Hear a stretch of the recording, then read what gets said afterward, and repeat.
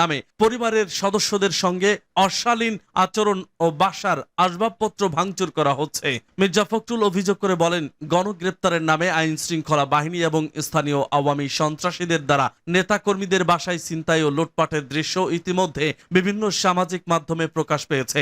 এর আগেও এসব অন্যায়, আটক, নির্যাতন, নিপীড়নের প্রতিবাদ করা হয়েছে, কিন্তু কর্তৃত্ববাদী আওয়ামী ভোটারবিহীন সরকার তা কর্ণপাত করেনি। বিভিন্ন আন্তর্জাতিক মানবাধিকার সংস্থা সরকারের এসব মানবাধিকার বিরোধী কর্মকাণ্ডের প্রতিবাদ করে তা বন্ধ করার আহ্বান জানালেও সরকার তা অব্যাহত রেখেছে এবং দিন দিন তা বৃদ্ধি করছে। কোটা বিরোধী ছাত্র আন্দোলন অনির্বাচিত ফ্যাসিস্ট সরকারের ক্ষমতার ভিতর নড়িয়ে দিয়েছে। যা ঘটছে তার রাজনৈতিক কিছু না, জঙ্গিবাদী কাজ বলছে প্রধানমন্ত্রী। প্রধানমন্ত্রী শেখ হাসিনা বলেছেন, বাংলাদেশে যে ঘটনাগুলো ঘটছে তার রাজনৈতিক কিছু না, জঙ্গিবাদী কাজ, একেবারেই জঙ্গিবাদী কাজ। সোমবার সরকারি বাসভবন গণভবনে 14 দলীয় জোটের এক জরুরি বৈঠকের সূচনা বক্তব্যে জোট সভাপতি এ মন্তব্য করেন। প্রধানমন্ত্রী বলেন, এখানে যারা অংশ নিচ্ছে তারা ওই শিবির, ছাত্রদল, বিএনপি, জামায়াত, এরাই কিন্তু এক হয়েছে। এরা জঙ্গি, এই জঙ্গিরা আজকে আমাদের ওপর থাবা দিয়েছে। শেখ হাসিনা বলেন, এখন এদের উদ্দেশ্যটা বোঝা যাচ্ছে, কোটা কোনো ইস্যু না। যে কয়টা প্রতিষ্ঠান বাংলাদেশের মানুষকে সেবা দেয় এবং যে কয়টা প্রতিষ্ঠান বাংলাদেশের মানুষের জীবনমান উন্নত করে সেসব ধ্বংস করা, অর্থাৎ বাংলাদেশটাকেই যেন ধ্বংস করে ফেলা, এটাই তাদের এবারের লক্ষ্য। তিনি বলেন, আমরা দেশ স্বাধীন করেছি, বাংলাদেশের উন্নয়ন হচ্ছে। এসব উন্নয়নের ফলের বাংলাদেশ বিশ্বব্যাপী একটা মর্যাদার আসন পেয়ে গেছে। পরে বাংলাদেশের নাম শুনলে সবাই সমীহ করে, সম্মানের চোখে দেখে। একটা আন্তর্জাতিক পর্যায়ে বাংলাদেশকে তুলে আনতে সক্ষম হয়েছি আর্থসামাজিক উন্নয়নের মধ্য দিয়ে, অবকাঠামোগত উন্নয়নের মধ্য দিয়ে। এর আগে ছাত্রলীগের আহত নারী নেতাকর্মীরা গণভবনে আওয়ামী লীগ সভাপতির সঙ্গে গণভবনে সাক্ষাৎ করেন। এ সময় প্রধানমন্ত্রী তাদের উপর চালানো নির্যাতনের বর্ণনা শোনেন ও সহমর্মিতা জানান। পরে তিনি ছাত্রলীগের নারী নেতাকর্মীদের উদ্দেশ্যে বক্তব্য দেন। তিনি আরো বলেন যে, বাংলাদেশকে দিনরাত অক্লান্ত পরিশ্রম করে একটা সম্মানের জায়গায় নিয়ে আসছিলাম, সেটাকে ধূলিসাৎ করে দিল। এটাই হচ্ছে সবচেয়ে দুঃখের। আন্দোলনের অর্থায়নের বিষয়ে প্রশ্ন তুলে প্রধানমন্ত্রী বলেন, এই আন্দোলনের জন্য এত টাকা কোথা থেকে পায়? আন্দোলনের জন্য যে খরচ কে দিয়েছে এই টাকা?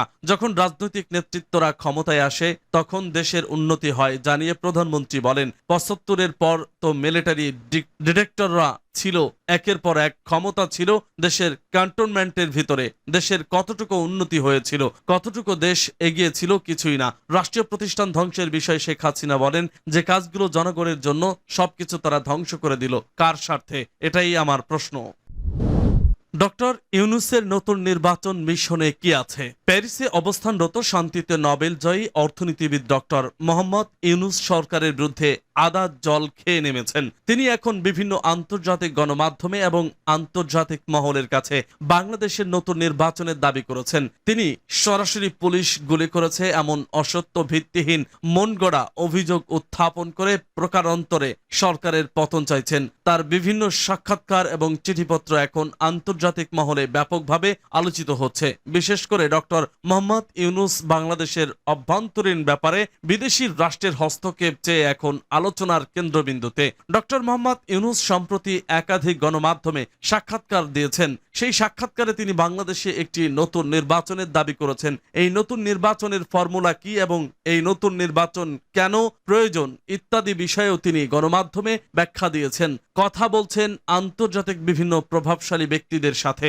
ডক্টর মোহাম্মদ ইউনূসের চিঠি এবং আলোচনাগুলো এক করলে দেখা যায় যে ডক্টর মোহাম্মদ ইউনূসের নির্বাচন মিশনের কয়েকটি ধাপ রয়েছে। প্রথমত, তিনি একটি জাতীয় ঐক্যমতের কথা বলেছেন। সেই জাতীয় ঐক্যমতের ভিত্তিতে বর্তমান সরকারের পদত্যাগের দাবি করেছেন এবং একটি অন্তর্বর্তীকালীন সরকারের অধীনে সকলের কাছে গ্রহণযোগ্য একটি নির্বাচন দাবি করেছেন।